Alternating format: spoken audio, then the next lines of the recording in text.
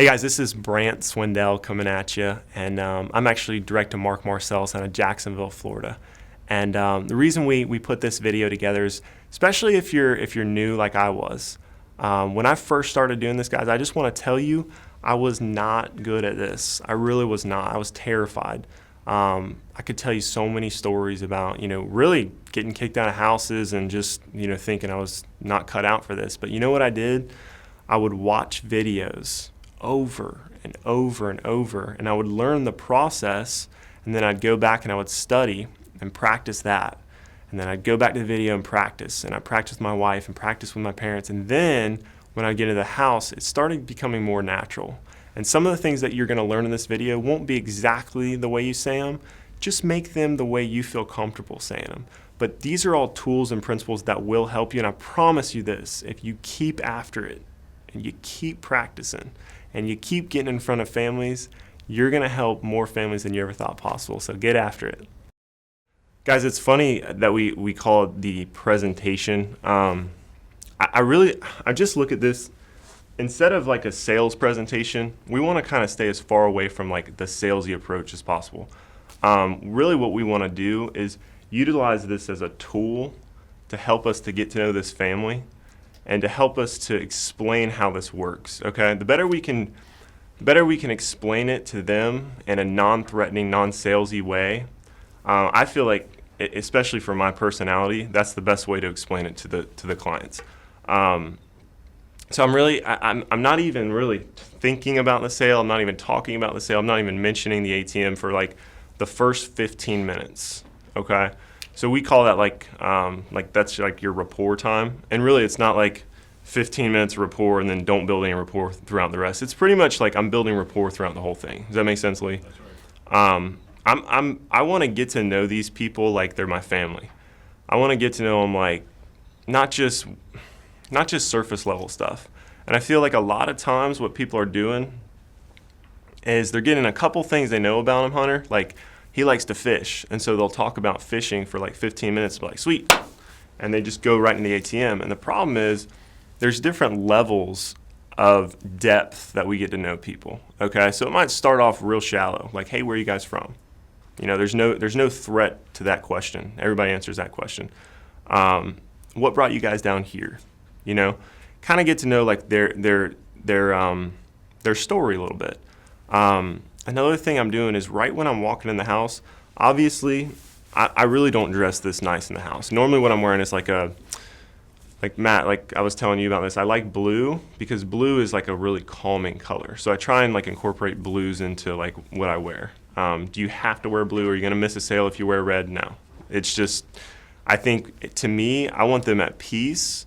And so just the smallest things like this, like I use a blue highlighter. I like the color blue. Why? It's just calming. It's the most calming color. So I wear blue. I run in Florida, so I typically wear a short sleeve button down shirt, or like a golf polo with an NAA logo, something like that. Jeans, and then slip off shoes. And what I mean by that is like something that's easy to not like these, I would probably take me like 6 or 7 minutes to get off. And I don't want like it to take that. I just want to be able to slide them off very politely. But the first thing I do when I get to the house is it's really important to compliment them, Angela.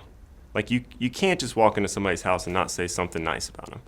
And sometimes that's difficult, but you got to kind of think outside the box a little bit. Like I can walk into a trailer and I'm not going to say, man, this is a gorgeous trailer. I'm not going to say that, but I'm going to say, man, it's peaceful out here. You got a lot of space out here in the open. I kind of like this out here, being away from all the city. And it's so funny how when you find something you can compliment them on, they love that. They're like, hey, he didn't lie. He didn't make up some stupid compliment that wasn't true. He actually found something that was legitimate. And that's what I'm looking for. I like to give 3 compliments in the last, I'd say in the first 5 minutes, I'm trying to give like 3 genuine compliments. And I speak from the heart. I don't make them up. If I don't have a compliment, I'm not gonna say something that I don't really mean. It's funny how when you look for it though, you can actually find something. Like people are passionate about things. Like they'll have stuff on their wall, or they'll have stuff in their yard, or gardening, or whatever it is. People are passionate about something. You just got to find it. There's nobody that's just not passionate about anything. I could go into so many examples where you look at it from the outside and then you find out he's passionate about tropical fish, and you just had to ask some questions to figure that out. But anyway, so that's an important thing. It's like not just finding out what they're passionate about, but then making sure you also talk about family. Dig a little bit deeper. So, Chris Long and Andy Riddle always teach FORM, which is like family, occupation, recreation, message. And do I always hit those in that order? Not necessarily, but if I notice that I'm struggling to build rapport with somebody and I just feel like they're kind of like there's a wall there and they're not letting down that wall, I usually find that you start with something shallow like recreation, like what do you guys like to do, and then slowly bring it in from that. So what you want to talk about is family, right, Angela? Family, love, emotion, things that they are going to want to protect, right? Because that's what we're here for. We're here for family. We're here for protecting loved ones. And you can think you have the greatest rapport talking about the Seminoles, or talking about your favorite sports team, and then you didn't build any depth, and you get down to the building the why, and there's just not that kind of connection there. I know it sounds kind of cliche, but a lot of, we hear this a lot, but many people communicate, few people connect. And that's what you're looking for in that first 15 minutes. You have to make an emotional connection, not just a surface level sports team type thing. And I know that can be emotional for somebody, but we're not. I'm always getting like to family. I'm getting like down to the meat of the conversation. So let's say rapport is good, and a lot of the rapport I do, guys, I'm actually standing up in the house. I like to build rapport. I don't necessarily go straight to the table and sit down and build rapport. You can do that, but I like to stand up and talk to them for a little bit. Get to know their kids. If they have kids, I'm give them a high five. Like, hey, buddy, I'm Brant. What's going on? Or pound it or whatever. And I'm asking questions about kids and grandkids. I'm connecting with everybody in the house. There's nobody that I ignore. So if it's mom and dad and there's a 13-year-old son on the couch, I'm not just going to blow right by him and not say, hey, I'm going to connect with every single person. And that's important because you'll find out if you don't do that, there's times that one person could change the whole situation. If they don't necessarily like you or trust you or feel comfortable, they can, in a heartbeat, say, hey, I gotta go to here, we gotta go now, or something like that, and it changes everything. So make sure you build that rapport with everybody. So that is kind of where I transition in the ATM. I'm not too like presentation, like I'm not too salesy about this. What I do is actually I just lay this flat on the table, and a lot of times I'll be like, the first thing I bring up is like, and Matt can vouch because he actually went on appointments with me. The first time I'll talk about, let's say they're married, I would say something like, wow, how long have you guys been married? How did you guys meet? I want to know their story. I don't want to just know like, oh, we've been married 7 years, we have 3 kids. I want to know like, how did you meet? Like, who chased after who? Like, what was the story of the first time that you guys met? And I want to hear like a little bit of a spark when they talk about it. Like, you can see that twinkle in their eye, that love is just kind of rekindling, and they start remembering that person. And like, I'll share about my wife, Angelica. I remember the first time I met Angelica, I was walking down the 200 hallway, and there was something about her. Like, the first time I saw her, I laid eyes on her, I was like, I'm gonna marry that girl.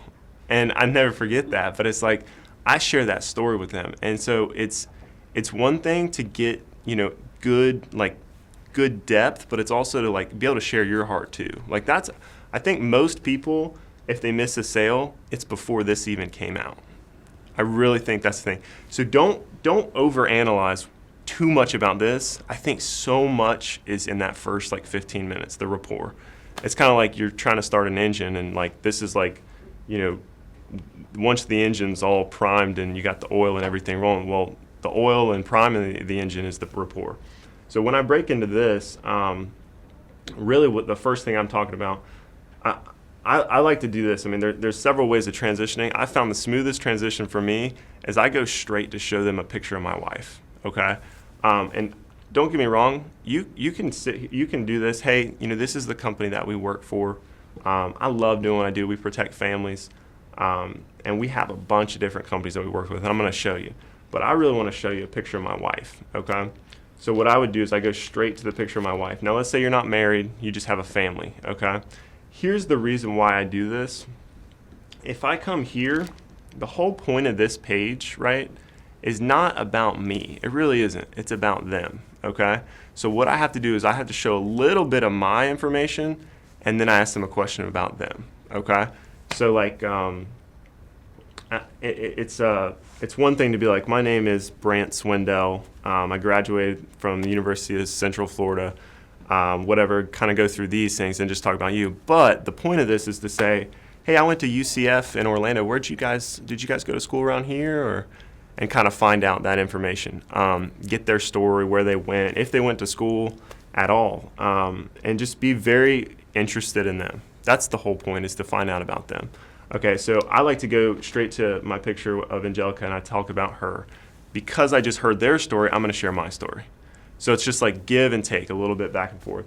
And then, so I'll talk about her. I'll talk about, we actually, right after we got married, we had a chance to go do mission work in Costa Rica. So I'll talk about that. And the reason I say these things is like, you want to find something that they're thankful for, okay? Because you can help a thankful person. If they're thinking with gratitude, it's easy to help them.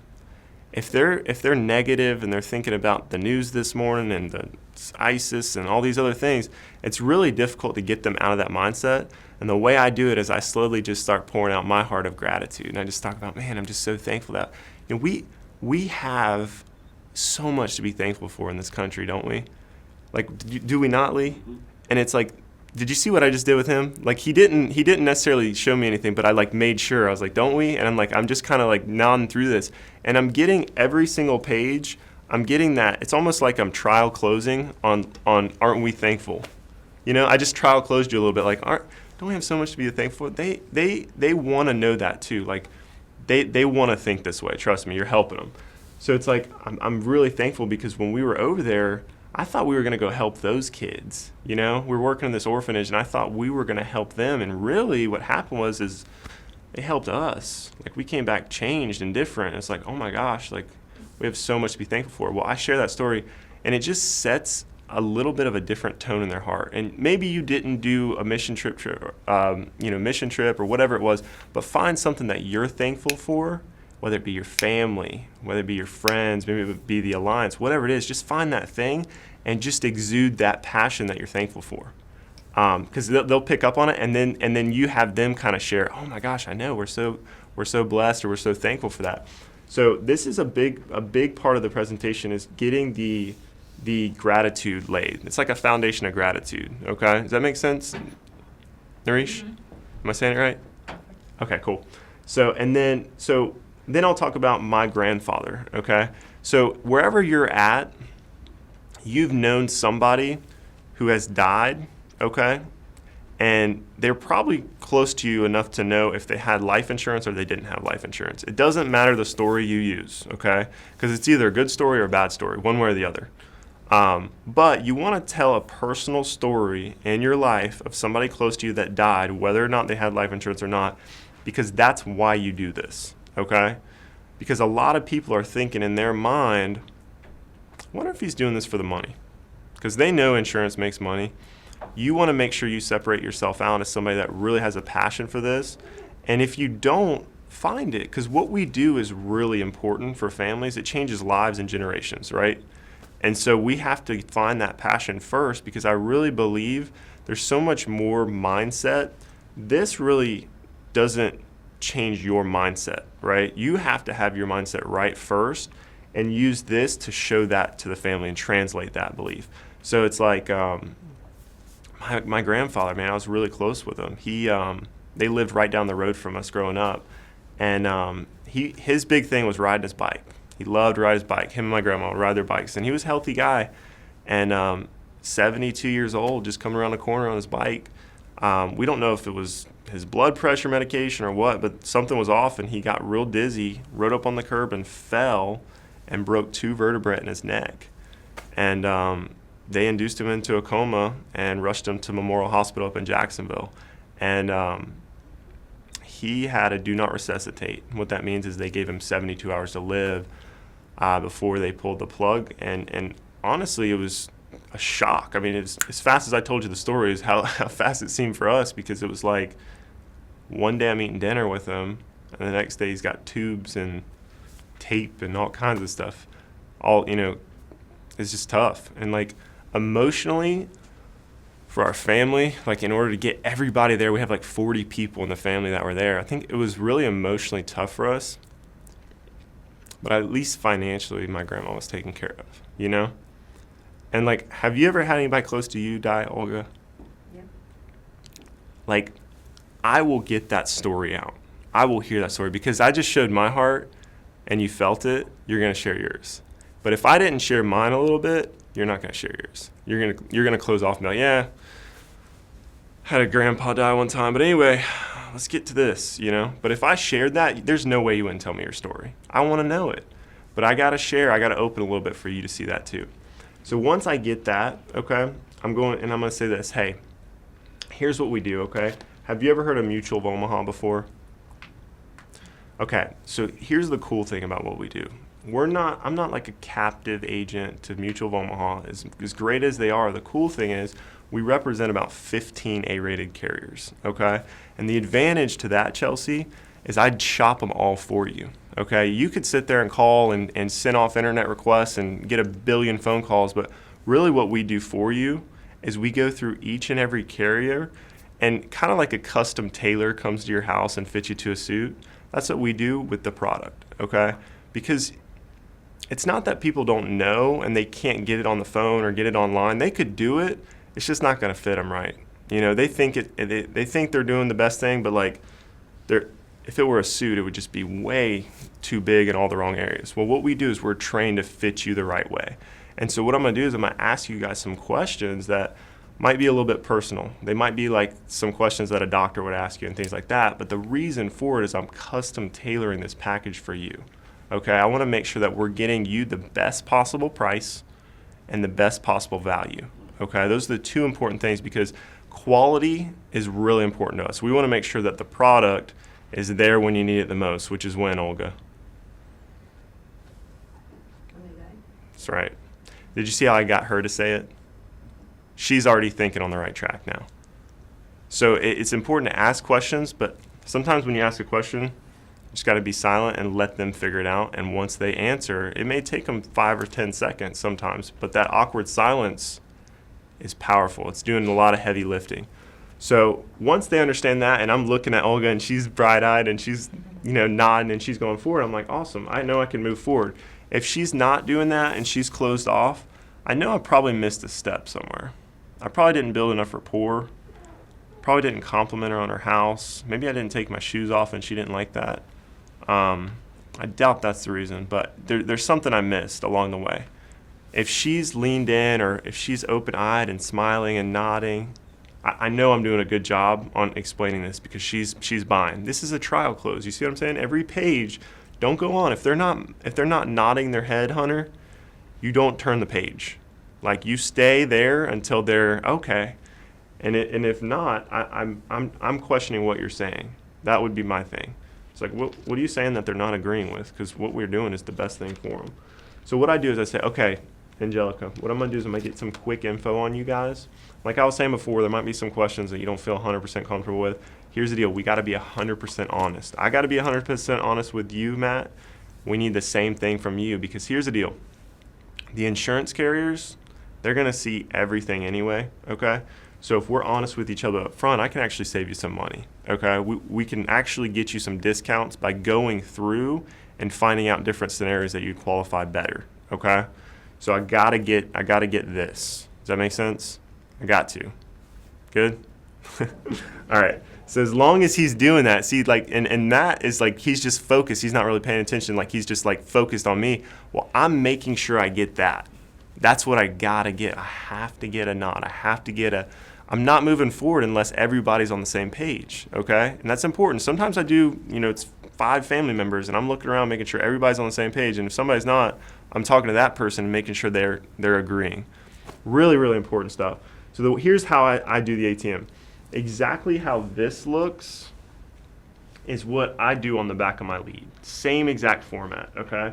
So you have name and age, you have height, weight, tobacco use, income, company, how long.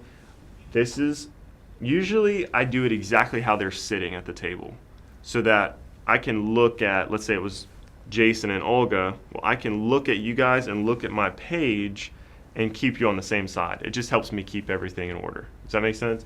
So wherever she's sitting, if she's sitting on the left, put her on the left. And I always start with the woman.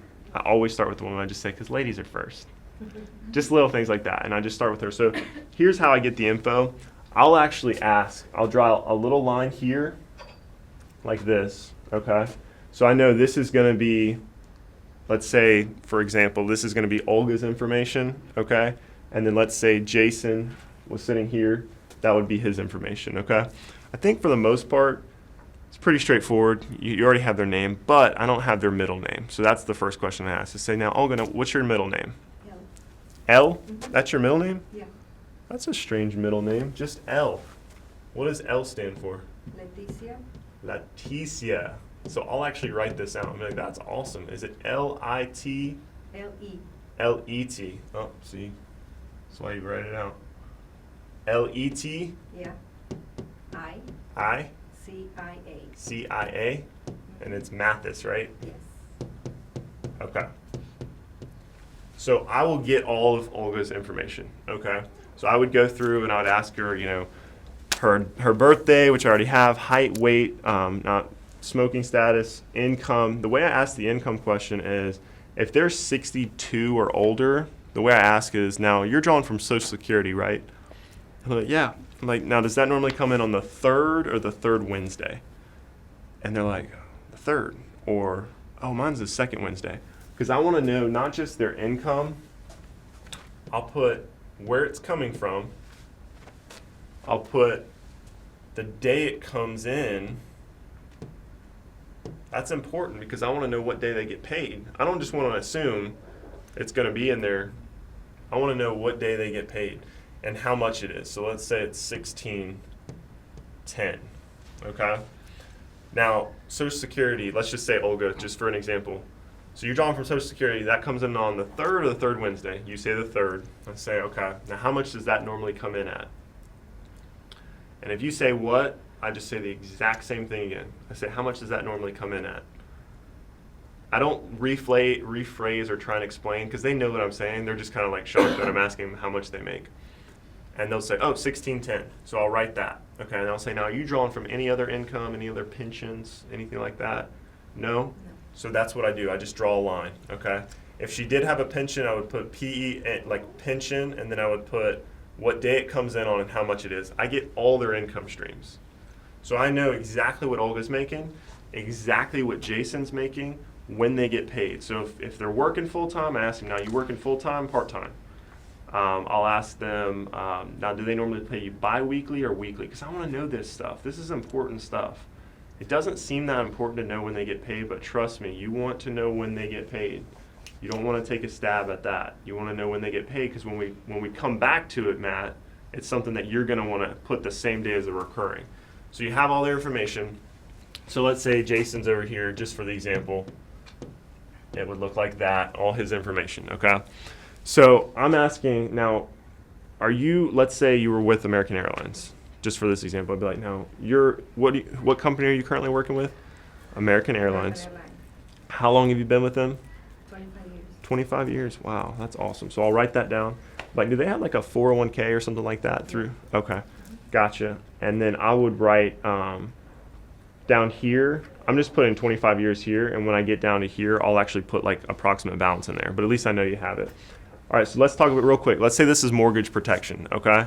So this is how I would talk about the mortgage. I would say, now these are key questions, okay? I'll first talk about, now what's your total mortgage balance, okay? And let's say they say it's $125,000. I'll be like, awesome. Was that a refinance or a new purchase, okay? The reason I ask that question is because we are going to talk about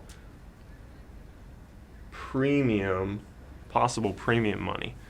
I'm just going to make a note for it, but later on I can come back to that, okay? So if they say, oh, it's a refinance, okay? I would say, awesome. So what interest rate were you paying before?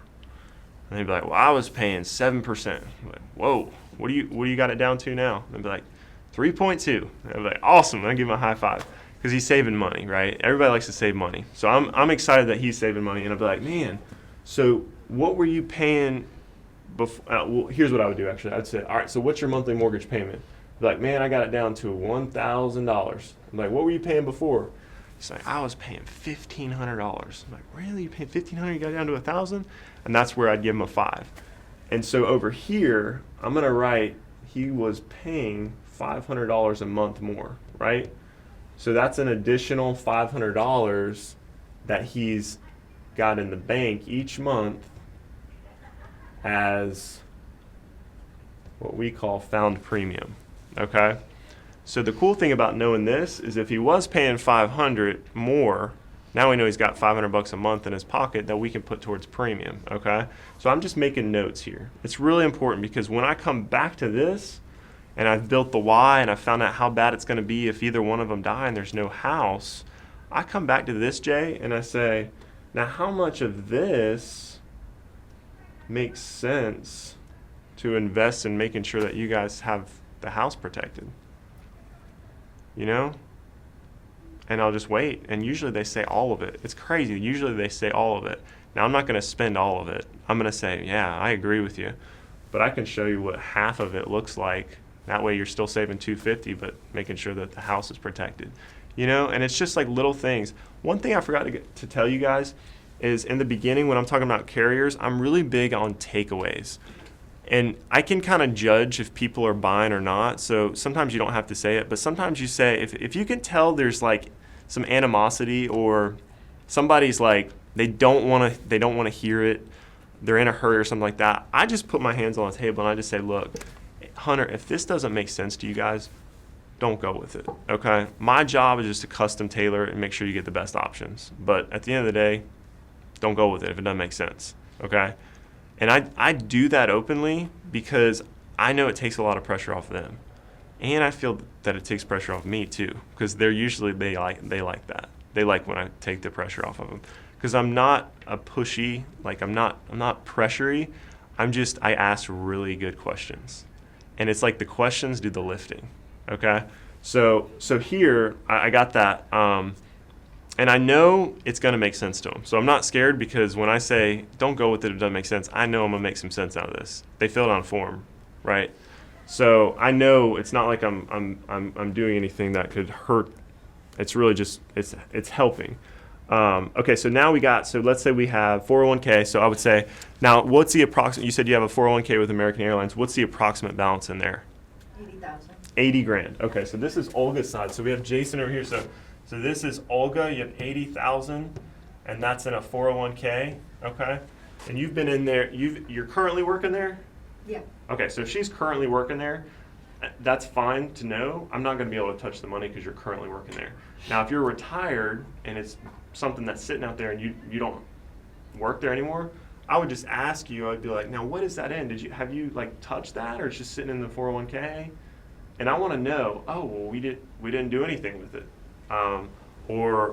We rolled that into a CD. We got it in a CD, or oh, it's in an IRA. Whatever it is, I'm gonna put what it's in. So let's say it's in an IRA. Okay, I'll get more information on that later. I'm just collecting data.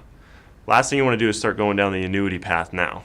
Okay, we're just trying to get the mortgage covered first. Once we get that, we'll bam fam, give them a growth without risk. Come back for that appointment, right, Angela? We don't want to get too far ahead of ourselves. So that's where we get that information. I'll do the exact same thing for him over here, okay? But let's say, so we got the 401k. Why else do we want to know this information? Because if we don't get the 401k information, at the end, he can come back and say, well, I got $120,000 in a 401k, right? Well, if you didn't follow the system and you didn't get the questions, you didn't know that, right? So who's had that happen before? I know I have. It's so funny how when you follow the system, Matt, it actually works. It's like shocking. It's like, oh my gosh, I followed the question. It eliminates all the objections. And every single time that I've tried to come up with my own way that beats the system, I've always lost money. And I call Andy Riddle and I'm like, it's crazy when now I'm teaching it. It's like, if we could just follow the system, it's like it works, it's like that's what it's there for. So getting the 401k, because here's what I do. I say, now, Olga, that 80,000, like, what's the purpose of that money? When I retire. Really? use it. Okay, retirement. So that's exactly what I knew she was going to say. But I'm not shocked. But here's what I do. That's to retire, right? Not to pay the house off if something happens. It's to retire. Okay? Because that way they don't come back and they say, well, I got that 80,000. Well, that's to retire off of. That's for living expenses once you retire, not for paying your house off, right? That's why you filled out a form. But see, people forget this stuff unless you remind them. So then we go to the next thing. Now, here's how I ask this question, okay? The question says, it just says current policies, okay? But you can't just say what life insurance you have. This is what you have to say, Chris. You got to say, now, what current life insurance do you have in force outside of work that you own and control? Okay? What current life insurance do you have outside of work that you own and control? Reason we ask that way is because a lot of times people are counting on work insurance that is not going to be there. And we have to make it clear that the carriers do not count that. It's good to have it. It's awesome. I'll tell you, it's great. Get as much as you can while you're there. But just know the reason why the carriers don't count it, Jay, is because at any point, and I snap my finger like that, I say at any point, that coverage could go away. You could lose your job, you could be laid off, you could, something could happen, and health could happen, the locations could move, whatever, and it could be gone like that. So that's why they don't really count it. And so now they're going, oh, I thought I had that 400,000. That really didn't mean anything. But see, if you don't get that question, they come back, I got 400,000 through work. Well, now it's when's the best time to overcome an objection, Angela? Before you get it. That's why we ask these questions, because it's not going to come up if we get it all out. So that's how I'm getting this. Let's just say for this example right now, there's no coverage. Okay, there's no coverage in force. Now, major medications. The way I ask this, I say, now, Olga, what prescriptions have you been prescribed in the last 10 years? Okay, because sometimes people are like, oh yeah, I'm not taking anything, even though they got like 4 medicines in the cabinet. They're just not taking them, but they've been prescribed them. So what, in the last 10 years, what prescriptions have you been prescribed? All right. And a lot of times I'll say, like outside of like antibiotics and stuff like that, I'm talking about like, have you had any heart attack, any cancer, any stroke, any diabetes, COPD, hepatitis, any blood disorders, any stents, anything like that? The reason why I want to know these things is sometimes people will bring out a huge list of like 15 medications, and some people will be like, oh, I'm not writing all those, I'm just going guaranteed issue. Not necessarily. If you look at them, a lot of times it's blood pressure, it's supplements, it's vitamins, it's zinc, none of that stuff is going to be life-threatening, and we can get them approved for a pretty awesome product. So I'm getting that information down, and then I'm asking the last 10 years, have you had any major operations? I'm not talking about like knee surgeries, I'm talking about like heart, stents, any like blood thinners that you've had to have after like a pacemaker, anything crazy like that. And they're typically, they tell me honestly what's going on, and I always tell them this: I'm going to paint you the best way possible. We're on the same side, okay? I'm going to paint you to the underwriter the best way possible. But see, I got to know honestly, because we need to know the facts the way we're going to show them, okay? And I separate us from them. It's not me versus you, it's us versus them. We're on a team. We're trying to get the best deal possible, right? So, but we got to be honest with them. So I need to know what the actual situation is. Okay, so any criminal or driving record ever? No. Are you sure you haven't robbed any banks, nothing like that, right? Okay. All right, and then military member, were you ever in the military? No. Jason, ever in the military? No. Neither? Okay, gotcha. And then kids. Okay, so this is really important. So the whole time I'm building rapport, I'm getting their information on their kids. I want to know grandkids. I want to know how many kids they have. I want to know what they do, where they're from, how far they live, what they call them, if they have nicknames for them, sports they play, these type of things, because you're going to come back with options that show them how they can get their kids protected and build some money for them for cash, right? So I actually build this in, and guys, I was talking to Angela about this last night. If we can just start asking the right questions here, I really believe that we could take this company from 2,000, let's say it's 2,000 apps a week. I really believe we could triple that just by applying this one principle. I really believe that. If we all as a team came together and we're like, you know what, we're going to start doing family packages. We're going to make sure every single person in that family is covered. Because I'm not getting resistance. When you bring up the question, Matt, you were there. Was anybody like, no, I don't want my kids covered? Heck no. They filled out a form for them. They obviously believe in it. And stuff happens, you know? And so making sure the kids are covered, but also giving them that guaranteed insurability for life, plus they can convert it later on, and it'll never expire, and they have some cash growing there too. It's not a lot. It doesn't start off with a ton of cash. It's not like they're going to be rolling it in the first 10 years, but after that, it really does start building some cash for them. And so it's cool, but I'll show you what that looks like. So here's what I get for all the kids. It's really simple, but I'm just getting their name, full name, okay? I put their age in a box over here. So let's say they're 13, okay? So name, date of birth, and then I'm going to put their quote next to it when I quote it out, okay? And so let's say let's just say for this example, they have 4 kids. So they got a 9-year-old, I am not going to have enough room, 5-year-old. They just got 3 kids. Okay, they just have 3 kids. Thank you, Angela. I'll go to the next page if I need to, but let's just say they have a 9, a 5, and a 13. Okay, I get all their date of birth. What I'm doing, and I'll show you how I do this, but I'm going to talk about the value and make sure they're doing this. If they're doing like this, I'm not going to show them with the kids on them. But what I like to do is I like to build a family package because it builds the value of what we do, okay? If I protect a whole family, not only do I feel a lot better walking out of the house because everybody's covered, but it also builds the value to keep those policies on the books because it's a lot harder in their mind if they have a package to undo all of it because I put this thing together for them. So it's like, they're like, you know, we got this deal, we're taken care of, you know, let's make sure we keep the value of that. And that's really important. A lot of people feel like, you know, not having the kids covered, if they never thought about it, it would never be an issue. But since they thought about it and we got them covered, they love it. They really do. So what I'm doing is, let's say, this is what I say next. So I call this the insurable interest part, okay? And this is actually something that we've kind of been talking about down here because have you ever tried to build a Y in the house, Angela or Olga or Lee, and you feel like you're just not really getting anywhere on that? Like you're just like you're not getting any leeway or any ground on like the reason why they need the coverage. Here's how I kind of found is the best way that I can explain it to them in a way that they feel non-threatened to share, okay?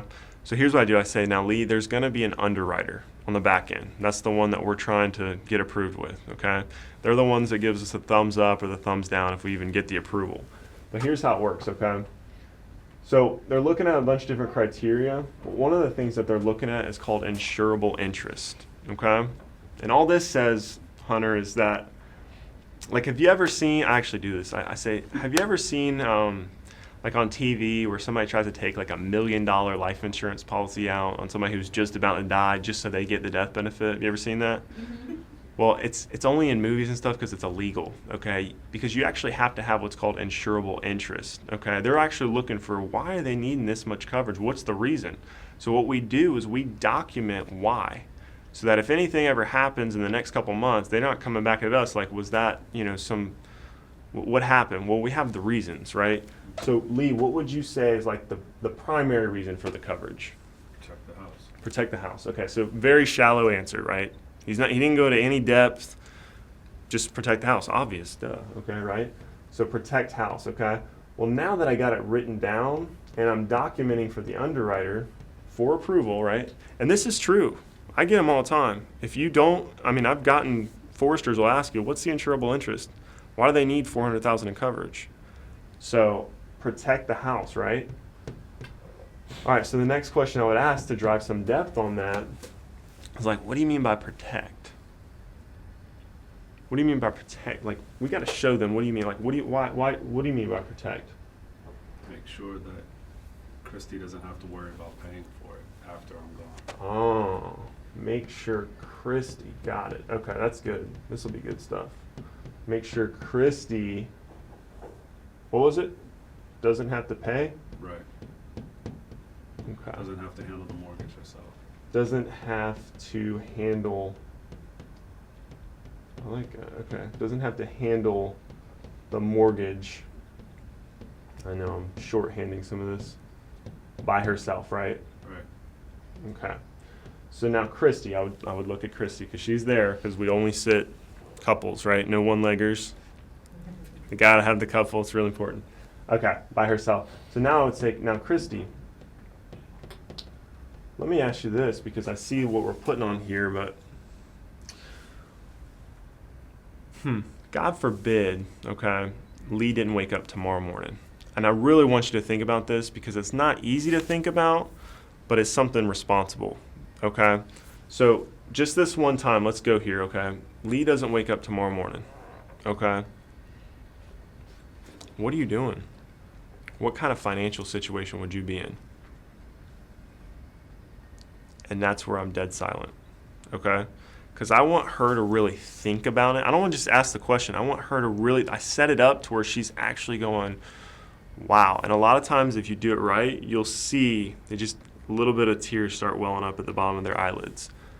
And you know they're actually thinking about that pain of losing their husband. And the husband sees it too.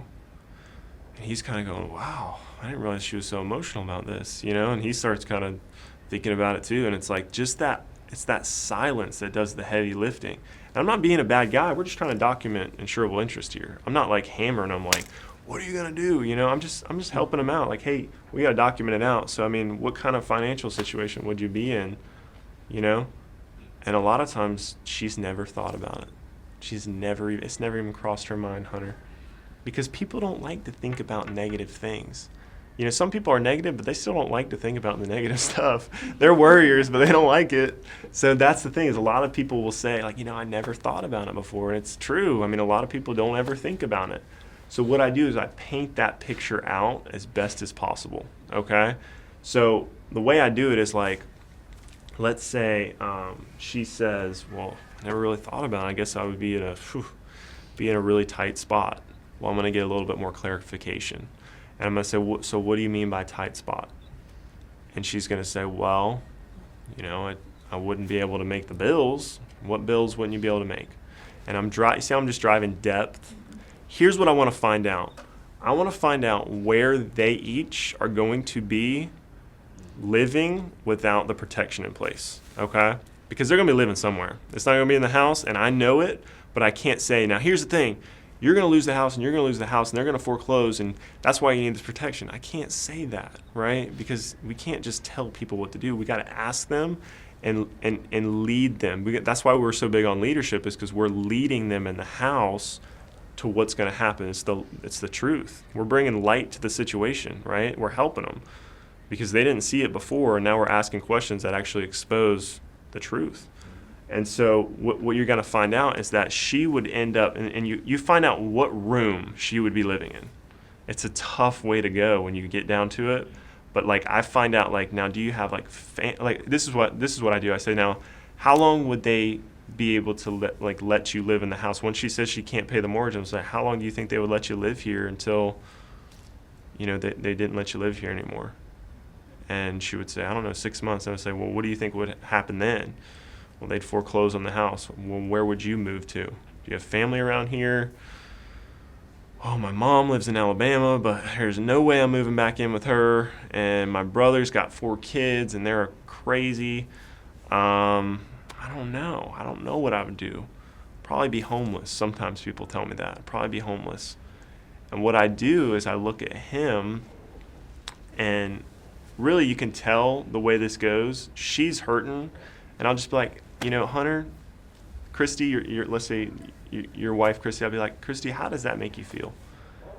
And at this point, she's hurting. She's going to say, it's tough. You know, I never thought about it before. Okay? And that's when I would look at you, Lee, and I say, Lee, how does it make you feel? Yeah, I'm with you, man. What do we need to do to make sure you guys don't feel like this? We need to get something in place. I'm with you. And so what I would do now is I would look at Christy, your wife, right? And I would say, Christy, can I tell you something? And she would say, yeah. And I would say, you have an awesome husband. And I when I say it, I actually mean it. I really do. I actually genuinely mean it, because here's what Lee's telling me. Lee's telling me that he wants to take care of his wife. But it's something that it's kind of a tough time for them. So you got to rescue them, right? So you kind of let them feel the pain of the situation, but not too much to where they're like depressed. It's like, let them see it. You see the light, and then rescue it from them, right? Rescue them from it. And the way you do it is you let him rescue her, and then you edify him. Okay, so he wants to take care of Christy, and I'm going, Christy, man, you got an awesome husband.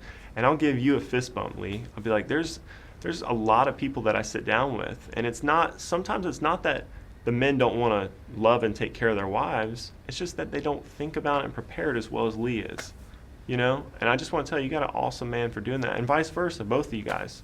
It's smart. But give me a second here. Okay, what I'm going to do, I'm going to go through some options, and I'm going to check all the companies out there. And once we find something that we feel comfortable with, okay, fits in the budget, still accomplishes what you're trying to do, we got to find out if we can even get approved on it, okay? So the way it works is, let's say it's $500 a year, okay? The whole year is $500. It's not like they need that full $500 up front or anything like that. They do want to see your first month's premium, so you're covered in the meantime. I'm going to leave you with conditionals, okay?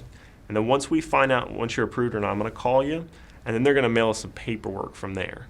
And then what you do from there is call me and let me know that you got it, and then we'll come back out. From the point I come back out, we got like 15 days to raise it or lower it, okay? Depending on your state, that varies. Could be 30, could be 15.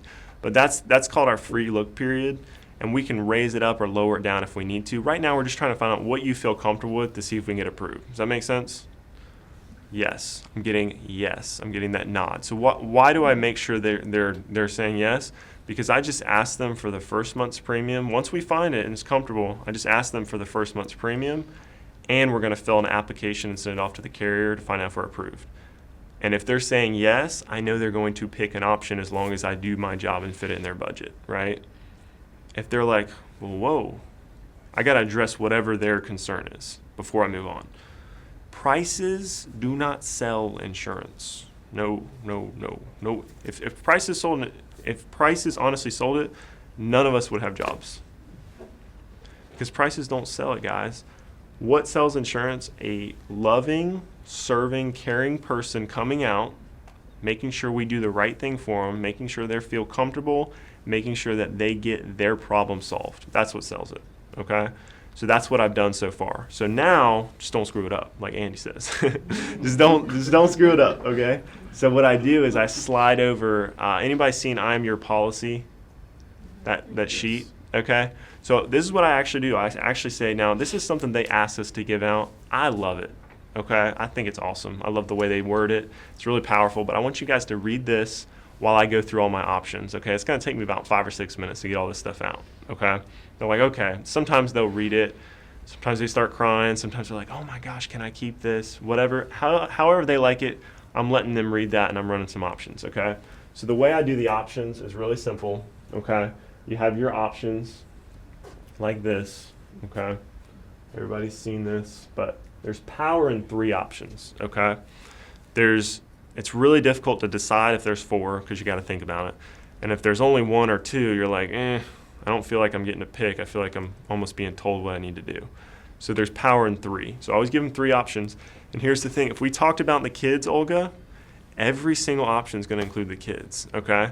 So just for this example, let's say this one right here, the mortgage was $125,000, okay?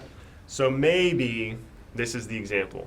Maybe this is 24 months, okay? And they don't even know what that means yet, but I'm going to explain it, okay? And it's got, actually, let me do this. it's got all the kids have 10,000 in coverage. Okay? All right, so that's the first option. That's gonna be so cheap, especially like in your scenario. That would be very inexpensive. So much to the point that I have no doubt they could afford it. Okay?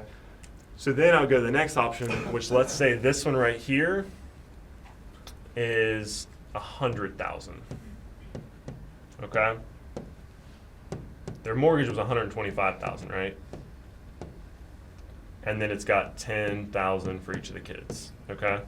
Now I haven't run the actual numbers yet, but let's just say this one here is 150,000. Okay? And these are just really random off the cuff numbers. And it's going to have all three. I write 10,000. And here's what I do. I put Jason. I make this as simple and as clear as possible. Okay? Jason, Olga, and then I actually write the name of each child. So we got little Jack, we got Lily, we got Anne, right? So that's how I do it. And I explain it here because I didn't necessarily know where they were going to be at before. But when I come up with my options, sometimes I have to adjust some things that I would have shown them before, but it didn't fit in the budget the way I had hoped because of health or something like that, okay? So if I already sold them on, the full mortgage or, you got to go mortgage payment protection or whatever, if I already talked about that too much and then I get the option, I was like, dang, it's $400 a month. I can't fit that in. So that's why I do it like this, because while they're reading the page, I can look at, I probably need for them probably about a $50 option as my lowest option because I know they could afford that, right? So maybe this one's $50 even. That's all I write up there, 50, okay? Maybe this one here is a little bit higher. Maybe it's 85, okay? And then maybe this top one is like the Mac Daddy, and it would probably be higher than this, but let's say it's 125, okay? And I'm just custom tailoring it to what I feel like they can afford. Typically, I want this option to be the one I feel like is going to be the best one for them. Typically. The one I feel like they're going to pick, I want in the middle. That's what I want because I want to show them higher and I want to show them lower so they see the value, okay? So in my mind, when I'm framing this out, and you got to kind of be a little bit strategic as to what you feel like they can afford in your mind, and also what's going to solve their problem. Because you don't want to show them, way too high, and they're like, you know what, we need to think about it. Because they need to think about it because it's too high, right? So really, I'm thinking this would probably be the option that they're going to go with, right? The way I do it is this, okay? When I flip it over and I say, now here's what I came up with. I shot through everything. And this is actually, I feel like it's really good. We got you some really good options here. So, okay. So we got 100, this right here would be 150 for Jason. So God forbid something happens to Jason, it's a tax-free check for 150,000 to you, Olga. And vice versa, either way, okay?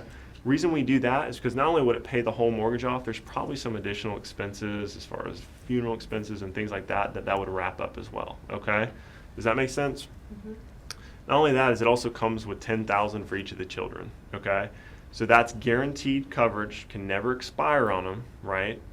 And it guarantees their insurability, so later on, something health-related happens, they can always raise their coverage, and it builds a little bit of cash for them too. It's kind of like a compound interest building account.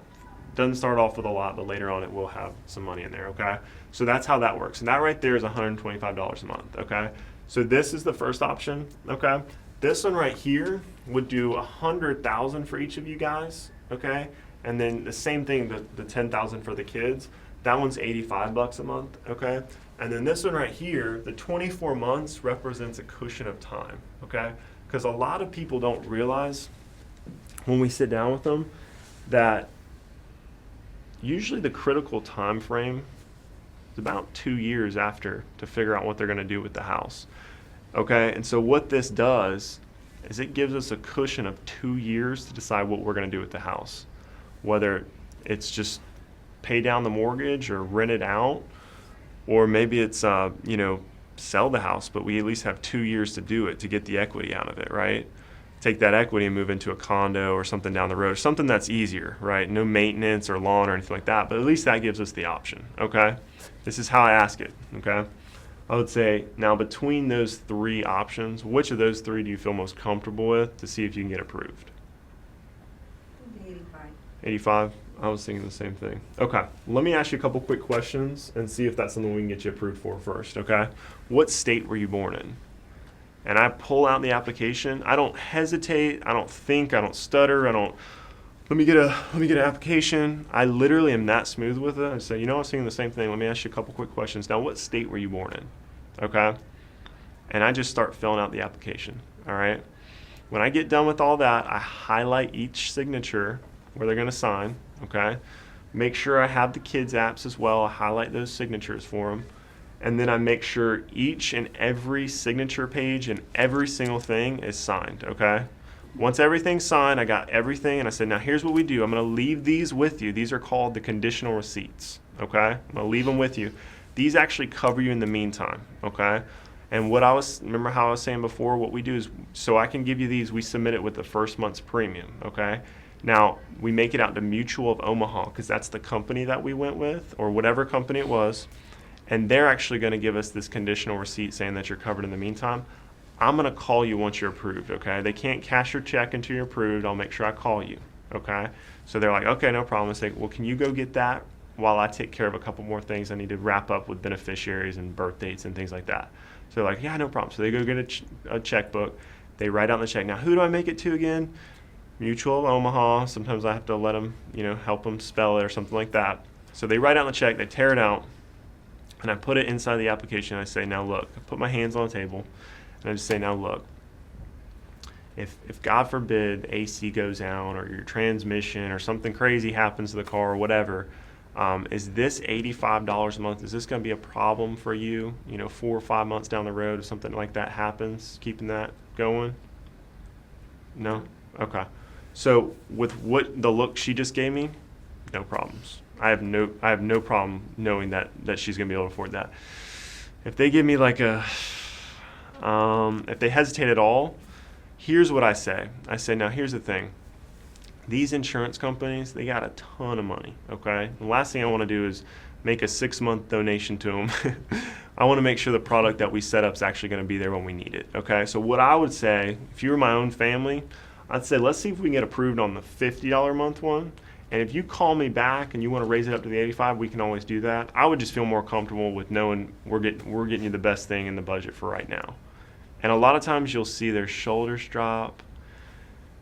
They take a breath and they're like, okay, and it's like that kind of stuff builds a lot of rapport and it keeps stuff on the books. So I'm making sure. Then once they've picked this, they filled out the check. This is what I do. I just go, all right, now what day of the month works best for you guys? Okay. Well, what do you mean what day of the month? What day of the month works best for you? We can do the 1st through the 28th. Whatever day you want this thing to be on, we can pick any day. And a lot of times they're like, oh, well, we get paid on the 3rd, so let's might as well set it up on the 3rd or the 5th and make sure it's in there. I'm like, okay, perfect. So you get paid on the 3rd, so let's do it on the 5th. Okay, and I hold the check and I just say, hey, now, if we get approved like tomorrow or like the next day, and you just have awesome health and this thing goes through like nothing, and I don't get a chance to call you in time because it's the weekend or I'm out of town or something happens, is this check going to be in the account? Is there going to be any problems with this cashing? And they're going to go, no, it's good. We wrote it out. We got the register. We got the check number. Everything's good. And I'll say, okay, awesome. So then I do start immediately. If they're like, well, stuff's kind of tight right now. We'd get paid on the 3rd of next month. Sometimes I'll have to put on here, don't start until the 3rd of next month. But I want to know. I don't want to just assume it's going to be in the account and then it drafts and they get a charge back and they get a late fee and all this stuff. I make sure, okay? So I get this information and then I write a page out on the back of the I Am Your policy. So I tell them, okay, it's going to start upon approval, okay? It's going to draft the account upon approval. Once you're approved, that's a good thing. If you see it come out, that's a good thing, okay? It's not going to show up $85 even, okay? Here's what it's going to show up like. It's going to be $40 for Jason, $30 for Olga, and then $3.33. I think that adds up. Oh, no, it doesn't. Whatever. So it'd be like $5. Yeah, $5 for each of the kids, let's just say, right? Would that add up to 85? Yeah. Okay, so that's how it's going to show up in your account. And it'll show Mutual or United of Omaha for these. Okay? United of Omaha. And then these might say Phoenix, and this one might say Transamerica. Okay? We just call it a brokerage package. It's nothing scary. All it means is this one saved you a little bit of money. This one was a little bit cheaper for Jason, and the kids were a lot better with that one. That's why I went that route. Does that make sense? As long as they're good with that, I go to the next thing, and I leave them with the I'm your policy, and I write everything out for them. I write my name, and Jane taught me this, and I love it. I say, save my name in your phone, Insurance Brant, okay? Because as much as we love each other, and we just had an awesome conversation, in 6 months or 10 years, you probably won't remember my name. And I'm okay with that because you saved it in your phone as Insurance Brant. So I put Insurance Brant, and then I write my number out, okay? And I give them all the details. I say, I'm gonna call you once we get approved, okay? And I just say, you got any questions on how all that works? You got any unclarity, anything, everything makes sense? Perfect. Here's how I do the ERS. I just basically get, it's really simple with how I explain it, but here's what I say. I just say, Hunter, we got to set up what's called emergency response, okay? And all that is a network of people that can call us and let us know, God forbid something happens, okay? Last thing we want to do is put a burden on your family to have to file this claim, so we take care of it for you. We just need somebody to call us, okay? So what we do is we get 10 names, okay? These are only people that are going to call us. We're going to reach out to them to give them our information, but they're going to call us. Here's the thing. The reason why we get 10 is we're probably only going to get in touch with maybe 5 of them, okay? A lot of people don't answer the phone. We'll leave them a message. But maybe of those 5, maybe 3 of them actually write down our information.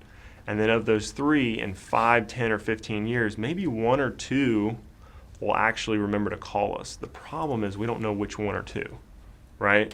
So that's why we got to get 10. So who's the first person you want to put on your ERS? Bobby. Okay, so what I do is I just start getting Bobby's information. I just want to know his name, his city, and his number. That's all I want to know because I'm going to call him, okay? I get 10 names, and then I say, now, of all these 10 people, do you feel like I did a pretty good job helping you guys out, Olga? You feel taken care of? It fits in the budget? You good? Well, of these 10 people, do you know anybody that would maybe be looking for something like that too? Yeah, my friend Jack. Jack? And so you probably had Jack on here, I would say most likely. I'm just going to circle Jack. And I'll be like, all right, I'm going to just make sure we get this information to Jack as well. Will you call him and let him know exactly what you got taken care of? And sometimes I'll actually have that client call the person and say, hey, just wanted to make sure, I'm sitting down here with Brant. He's going to give you a call, get you some more information on the mortgage protection that we took out. And it just kind of more market sets up an appointment. And make sure you're asking for referrals, okay? Now, this right here, taking the ERS, it really only takes like an extra 3 to 5 minutes. And I've noticed when I do it, there's been times that I have not done it in the past and I regret it. When I do it, I get more referrals. It takes maybe 3 minutes. And you've taken all this time with this client to build the rapport and take your shoes off and go through all this. You might as well take that extra 3 to 5 minutes and service their friends and family too, and get this information out to them as well, because it's good info. A lot of people feel really taken care of, and they're not. And once you have their names, they don't mind telling you who may need it. It's harder sometimes to ask for referrals if you don't already have 10, okay?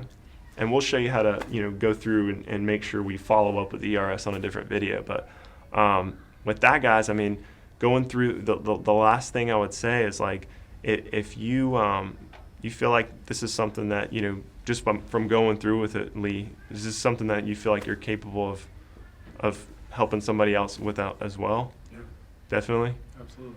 Well, here's the thing.